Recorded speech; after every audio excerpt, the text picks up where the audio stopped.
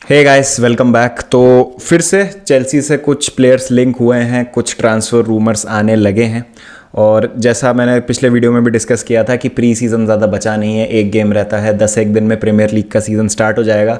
तो जिन जिन प्लेयर से लिंक आया है चेल्सी का, उन पे एक बार बात करेंगे और देखते हैं कौन से लिंक्स जो हैं वो रियलिस्टिक हैं, कौन से नहीं हैं जो मुझे लगता है होंगे, और अगर हो जाते हैं तो टीम को किस तरीके से बेनिफिट हो सकता है। तो उन चीज़ों पर आज थोड़ी सी बात करेंगे। But before we begin, this video is brought to you by the brilliant one football app. One football app is my go-to destination whenever I need to check on any transfer rumors, scores, stats related to any players. This time the transfer market has gone absolute bonkers. So One Football app really helps me out to keep a track of all the rumors, all the latest developments in the world of football.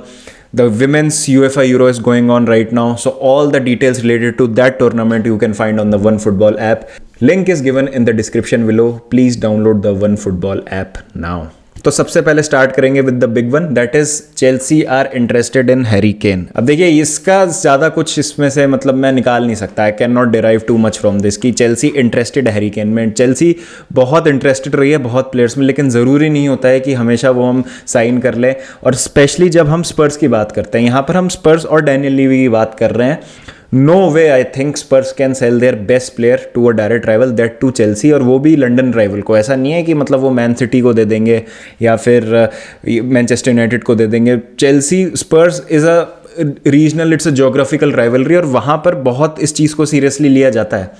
तो Harry Kane देखिए, अगर Chelsea कोशिश करती है और जोर लगा के हैरी केन को लेके आ जाती है जैसे तैसे, तो बहुत ही बढ़िया साइनिंग हो जाएगी। एक प्रॉपर प्रीमियर लीग प्रूवन क्या मतलब, एक भाई लेजेंड, मॉडर्न डे लेजेंड है हैरी केन। मतलब he is among the best strikers in the world, इसमें कोई डाउट नहीं है। और multiple time golden boot winner है प्रीमियर लीग की। अगर मैं बात करूं तो हैरी केन में कोई रिस्क नहीं है मेरे हिसाब से, अगर हम हैरी केन को लेके आते हैं। मतलब मैंने भी जब लास्ट सीज़न हमारी बात चल रही थी कि कौन से स्ट्राइकर्स को हमको एम करना चाहिए, अर्लिंग हालैंड, रोमेलू लुकाकू, तो मैं हमेशा ये सोचता था कि Harry Kane will be my first priority अगर मौका मिलता है हैरी केन को साइन करने का। But I don't think it's possible, I don't think it will happen. अगर ये होता है तो बहुत सारा पैसा जो है हैरी केन पे खर्च करना पड़ेगा चेल्सी को, तब भी कुछ पॉसिबिलिटी है। और सबसे मुश्किल जो यहाँ पर चीज़ है वो है डैनियल लीवी। डैनियल लीवी काफ़ी जटिल किस्म के इंसान है अगर हम डील करना चाहें उनसे। तो अगर ट्रांसफ़र मार्केट की हम बात करें तो चेल्सी और टॉटनहम का इतना अच्छा रिलेशनशिप रहा भी नहीं है ट्रांसफर्स को लेकर, अगर आप रिसेंट टाइम में देखें। और वो जब से 2012 में लूका मॉड्रिच वाला सागा हुआ था, तब से ही जो चीज़ें हैं काफ़ी बिगड़ गई हैं चेल्सी और स्पर्स में। तो होता नहीं है चेल्सी स्पर्स में। और अगर हम हैरी केन जैसे प्लेयर की बात करें, अगर चेल्सी हैरी केन को साइन करने की कोशिश करेगी स्पर्स से, तो स्पर्स विल मेक एवरीथिंग पॉसिबल कि ये डील को है जितना ज़्यादा कॉम्प्लिकेटेड और जितना ज़्यादा मुश्किल चेल्सी के लिए बना सके वो बनाएंगे। तो आई थिंक ये एक रूमर है जिसको अभी मैं ज़्यादा सीरियसली नहीं लूँगा।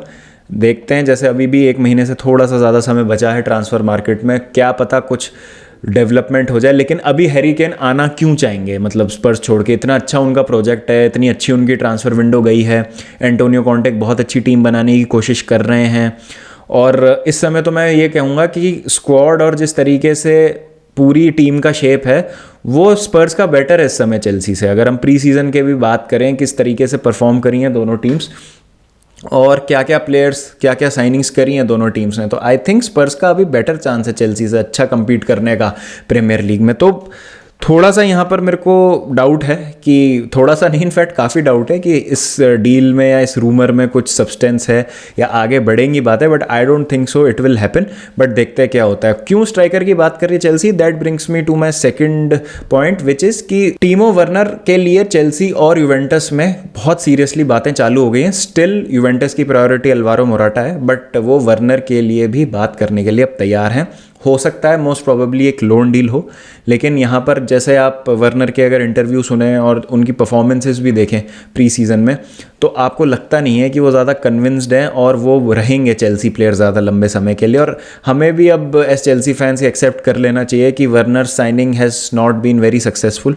और अगर हमको एक प्रॉपर नंबर 9 चाहिए, प्रॉपर गोल स्कोरर चाहिए, तो हमको वर्नर को जाने देना होगा, वरना हमारी टीम में जगह ही नहीं बचेगी। इतने सारे अभी अटैकिंग ऑप्शंस हैं, ZH टू AC मिलान ऑबेमियांग पता नहीं क्या प्रोग्रेस है उसमें, समझ नहीं आ रहा है। स्टर्लिंग ऑलरेडी आ चुके हैं, तो अब अगर आपको जगह बनानी है और एक नया गोल स्कोरर लाना है, एक स्ट्राइकर चाहिए आपको, तो आपको डेफिनेटली किसी न किसी एक प्लेयर को तो जाने देना होगा। I think Werner will be that player. और इस रूमर में मुझे काफ़ी मतलब सच्चाई लग रही है, क्योंकि लोन में लेने के लिए अगर यूवेंटस की टर्म्स पे लोन नहीं लग रही होती तो ज़्यादा रिस्क उनके पास होगा नहीं उठाने के लिए। तो I think that is the wise decision. Werner को भी प्रॉपर गेम टाइम मिल सकता है वहाँ पे, और अगर मोराटा नहीं आते हैं तो वर्नर तो definitely will be the first choice player वहाँ पर यूवेंटस में खेलने के लिए। और चेल्सी को भी मौका मिलता है और ज़्यादा ऑप्शंस एक्सप्लोर करने का मार्केट में, क्योंकि वर्नर अब मुझे नहीं लगता है कि ज़्यादा कुछ प्रोवाइड कर सकते हैं जब स्टर्लिंग ऑलरेडी आ चुके हैं टीम में। तो देखते हैं उस केस में क्या होता है, but I think it will happen. मतलब यूवेंटस नहीं, but Werner will leave Chelsea इस समर में,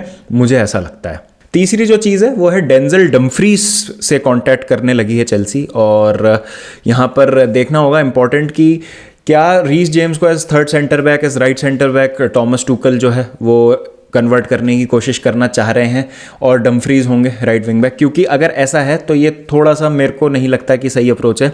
रीस जेम्स का बेस्ट गेम होगा अगर वो विंग बैक ही खेलें, बट हमने देखा है कि वो राइट सेंटर बैक की पोजीशन पे भी खेल सकते हैं और काफ़ी अच्छा खेलते हैं। तो क्या चेल्सी ने हार मान लिया इस समय सेंटर बैक्स के ट्रांसफ़र को लेकर? जी मुझे नहीं लगता।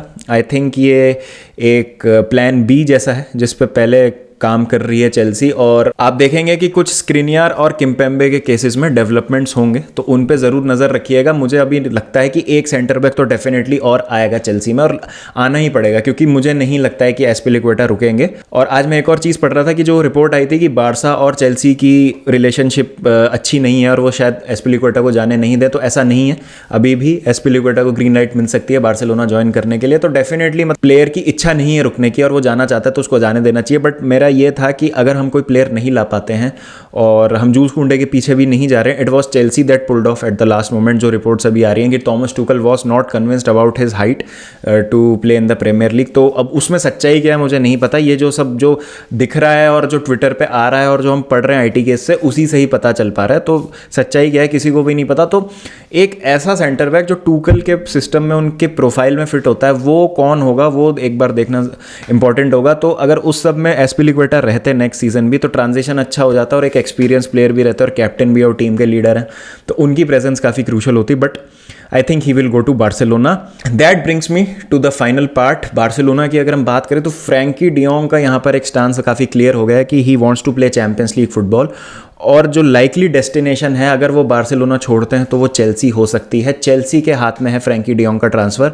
If they give the green light तो फिर यहाँ पर नेगोशिएशंस हो सकती है बार्सिलोना और चेल्सी में फ्रैंकी डियोंग के लिए। अब एक बात जो है, Frenkie de Jong is a brilliant player, उसमें कोई डाउट नहीं है। I would love to have someone like a Frenkie de Jong. अब जॉर्जिनियो अगर चले जाते हैं, जो खबर आ रही थी कि भाई यूवेंटस इंटरेस्टेड है जॉर्जिनियो में, तो मैं डेफिनेटली कहता कि यहाँ पर आप फ्रैंकी डियोंग के पीछे जाइए। एक ऐसा बंदा ज़रूर चाहिए मिडफील्ड में जो गेम को कंट्रोल कर सकता है। लेकिन इस समय फ्रैंकी डियोंग हमारे लिए लग्जरी है, क्योंकि काफ़ी सारे मिडफील्डर्स हमारे पास ऑलरेडी हैं। हमारे पास कोवाचिच हैं, जॉर्जिनियो हैं, कांटे हैं, गैलेगर हैं, रूबेन लॉफ्टस चीक भी रहेंगे इस सीज़न हमारे पास। तो आई थिंक फ्रैंकी डियोंग को अभी लाना मेरे ख्याल से वोंट मेक सेंस जब तक हम अपने बाकी एरिया सॉर्ट ना कर लें। जैसे एक अटैकर की हमको और ज़रूरत है, एक शायद नंबर 9 की भी हमको ज़रूरत है इस समय, सेंटर बैक्स की जैसे मैंने बात कर ली, और एक विंग बैक डेंसल डम्फ्रीज की जैसे मैंने बात करी थोड़ी देर पहले। तो ये सब आप सॉर्ट कर लें, उसके बाद अगर आप जाते हैं फ्रैंकी डियोंग के पीछे तो फिर इट मेक सेंस कि ठीक है, मतलब आप फिर जो आपका लास्ट एड्रेस करने वाला एरिया है उस पर आप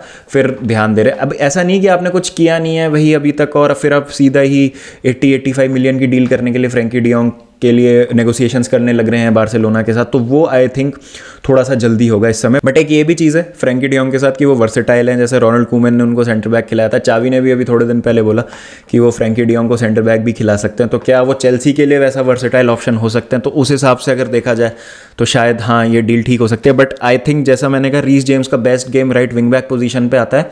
Frankie de Jong is at his best when he is in the middle of the park, no doubt about it. मतलब multi faceted, multi talented midfielder हैं और काफ़ी मतलब एक किसी भी टीम का इंजन बन सकते हैं और बहुत मतलब लेके आते हैं। लेकिन अभी शायद चेल्सी को उस प्रोफाइल की इतनी ज़्यादा प्रेसिंग नीड नहीं है जितनी एक सेंटर बैक की है, एक विंग बैक की है और एक शायद स्ट्राइकर की है। तो वो एक बार एड्रेस हो जाए एरियाज, उसके बाद हम देखते हैं कि क्या होता है इस डील में। But I would be very surprised अगर चेल्सी इन सारी डील्स को छोड़ के पहले फ्रैंकी डियोंग के पीछे चली जाती है। तो देखते हैं क्या होता है। आप मुझे बताइए आपको क्या लगता है, फ्रैंकी डियोंग क्या रुकेंगे, क्या जाएंगे, और जाएंगे तो क्या वो चेल्सी आएंगे? And what about Harry Kane, टीमो Werner, Denzel Dumfries, ये सब भी आप मुझे ज़रूर बताएं। And thank you so much, 37K subscribers का आंकड़ा जो है हमने छू लिया है, तो थैंक यू सो मच यार, मीन्स अ लॉट। इसी तरीके से अपना प्यार और सपोर्ट बनाए रखें और हम आपके लिए कंटेंट लाते रहेंगे। चलिए फिर मिलते हैं नेक्स्ट वीडियो के साथ, जब तक अपना ध्यान रखें, टेक केयर एंड पीस।